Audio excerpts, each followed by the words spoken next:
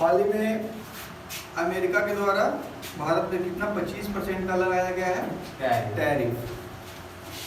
आइए समझते हैं टैरिफ होता क्या है। टैरिफ एक तरह का टैक्स है। क्या है? टैक्स है जो किस पे लगेगा? उन व्यापारियों पर या बिजनेसमैन पे लगेगा जो उनके देश का नहीं है, विदेश का है, या किसी खास देश पे भी लग सकता है। ठीक है, जैसे अमेरिका लगाया किस पे? भारत पे। तो भारत जितना चीज का निर्यात करता है ना, भारत जितना, ये हो गया इंडिया, भारत, अब जितना चीज का ये निर्यात करता है भारत, उस सब पे क्या लग जाएगा? टैरिफ लग गया तो 25% बढ़ जाएगा। मतलब अब 100 रुपये का चीज कितना में हो जाएगा? 125 रुपया का हो जाएगा। 100 रुपये का चीज अमेरिका में 125 रुपया में बिकेगा। ठीक है, तो अब 125 रुपया में वहाँ जब 25% टैरिफ लगा दिया, वहाँ 25% वहाँ से सरकार को देना पड़ेगा, यहाँ का बिजनेसमैन को। तो 25% तो उतना बेनिफिट्स भी नहीं होता बहुत बिजनेसमैन में। ठीक है, तो ये जो विदेश नीति जो चल रहा है ना, विदेश नीति इतना चाहिए बताया जाए इस पे 125 हो जाएगा। ठीक है, तब ये निर्यात किया कोई चीज 100 रुपये का चीज है तो अब कितना देना? पहले देना पड़ता था 100 रुपया, अब कितना देना पड़ेगा?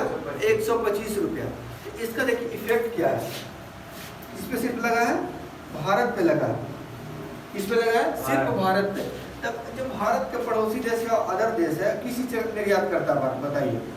टेक्सटाइल मतलब कपड़ा उपड़ा का, कपड़ा उद्योग, दवाई मेडिसिन वाला हो गया, जेनेटिक दवाइयाँ करता है, ये सब। तो ये सब में भारत अव्वल स्थान में, और बहुत चीज़ का करता है, स्टील सब बेचता है।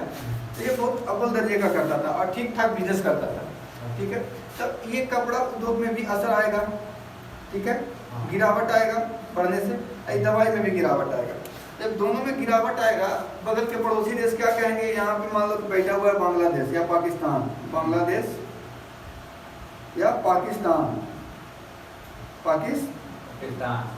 बैठा हुआ है। इधर बैठा हुआ है कौन? ये देखो, यहाँ बैठा हुआ है पाकिस्तान।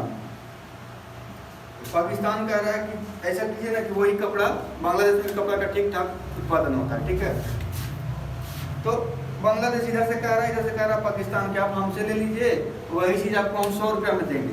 और वही चीज़ जब अमेरिका में जाएगा, यही चीज़ अगर अमेरिका में जाएगा भारत में, भारत वाला तो 125 रुपया का है, यही पाकिस्तान वाला तो 100 रुपया का है। बांग्लादेश कहेगा कि हम 90 रुपया में दे देते हैं।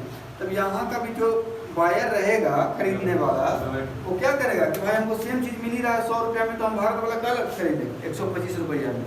हाँ, किस लिए कर दे? ठीक है, तो नहीं कर देगा। उससे क्या होगा? इससे क्या होगा?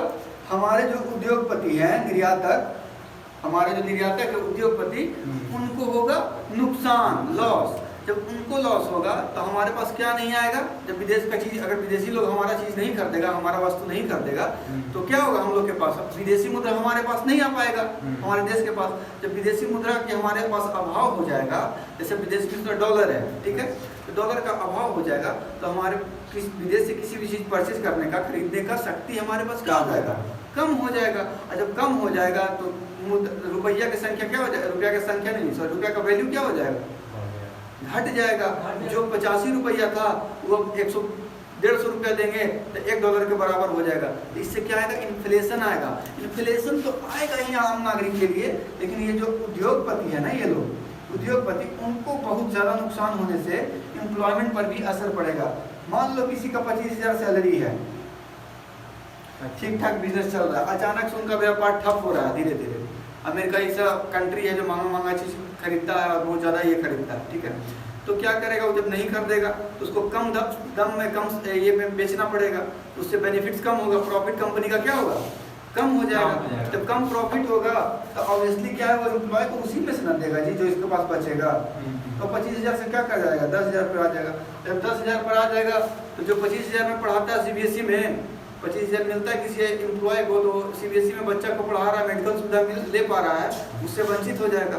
10,000 में कुछ कर ही नहीं सकता, ना अपना बच्चा को शिक्षा दे सकता है, ना ही अच्छा सा स्वास्थ्य दे सकता है, ना ही अपना बेसिक जरूरत को पूरा कर सकता है। तो कहीं ना कहीं ये टैरिफ जो लगा है ना, ये भारत के लिए बहुत बड़ा चोट है, बहुत बड़ा चोट है, समझें।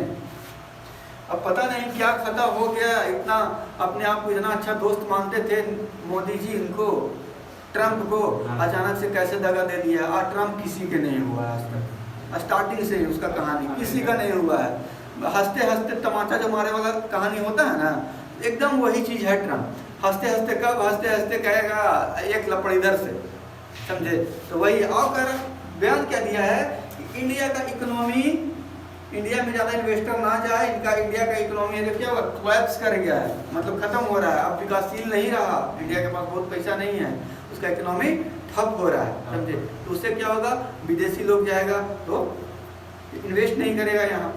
और तीसरा चीज़ क्या बोला, अपना एम्प्लॉय के, जैसे गूगल हो गया, गूगला हो गया ना, गूगला को बोला है ना माइक्रोसॉफ्ट सबके कि इंडिया के इंजीनियर को एम्प्लॉयमेंट नहीं दो, इंडिया के लोगों को एम्प्लॉयमेंट नहीं दो। तो औकात है कि तुम चला लेगा गूगल, जो सारे साल नहीं निकलता है बिहार में, जो कभी बग खोज के दे देता है, कभी गूगल को कभी माइक्रोसॉफ्ट को कि आपका बग है। बग मतलब होता है खामी, कमी, वहाँ से आपका करप्ट कर सकता है, पूरा कोलैप्स करा सकता है, समझे। तो बिना इंडिया के तुम चला लोगे नासा और माइक्रोसॉफ्ट और गूगल, होने के बात है। हर साल एक बच्चा, कोई नहीं, खासकर बिहार से एक बच्चा ऐसा निकलता है जो गूगल में वो कमी खोज के बताता है कि हाँ यहाँ, और उसको गूगल फिर ऑफर देता है कि आप आइए और हमारे कंपनी के लिए काम कीजिए, समझे। हाँ, भ्रम में है ट्रम्प कि बिना इंडियन के हम काम कर लेंगे, ठीक है काम कर लो। हम तो चाहते हैं कि भगा दो, 2 पैसा कम ही ना रहेगा, भगा दो, आके इंडिया में अपना उसमें खड़ा कर लेगा 10 कंपनी। लेकिन इंडियन लोग को भी कहते हैं कि भाई यहाँ से गए, जैसे सुंदर पिचाई हो गया, वैसे वैसे बड़े उद्योगपति हो गए, ठीक है। उद्योगपति नहीं, मतलब नया ये तैयार करने वाला, नया प्लेटफॉर्म तैयार करने वाला, टेक्नोलॉजी के इतना मास्टर माइंड है। तो आके इंडियन लोग को भी थोड़ा मोटिवेट कीजिए कि ऐसे कीजिए, ऐसे कीजिए, कुछ यहाँ भी। भाई राष्ट्र निर्माण से बड़ा कोई निर्माण नहीं होता। आप लाखों करोड़ रुपया कमा लीजिए, लेकिन राष्ट्र में जो योगदान देता है ना, वो आपको इज्जत और सम्मान सब जगह नहीं मिलेगा। अब्दुल कलाम क्यों थे, वो अपने आप को देश के लिए समर्पण कर दिए, समझे। चाहते तो उनको करोड़ों अरबों का ऑफर मिल सकता था, नासा से ऑफर आया था, पाकिस्तान उनको धर्म का कसम दिया था कि आपको इस्लाम का कसम है कि आप हमारे देश में आ जाइए, आपके लिए अल्लाह ये करेंगे वो करेंगे। लेकिन कुछ नहीं, देश से बड़ा कोई धर्म नहीं होता है, देश सेवा से बड़ा। और वो जाके मिसाइल मैन बने, देश के राष्ट्रपति बने। तो हम भी वही कहना चाहते हैं, जो विदेश में जाके कर रहे हैं, अगर आप सक्षम हो गए हैं तो आके इंडिया में भी योगदान दीजिए। और इंडियन गवर्नमेंट को भी बोलते हैं, यहाँ की जो सरकार है ना, जो खरीद फरोख्त करके और सस्ता क्वालिटी वाला को सरकार में जो बैठा के काम करा रहा है ना, उसको भी कहते हैं कि भाई उन लोग को बुलाइए और अच्छे जगह पे नियुक्त कीजिए, तभी देश का विकास होगा।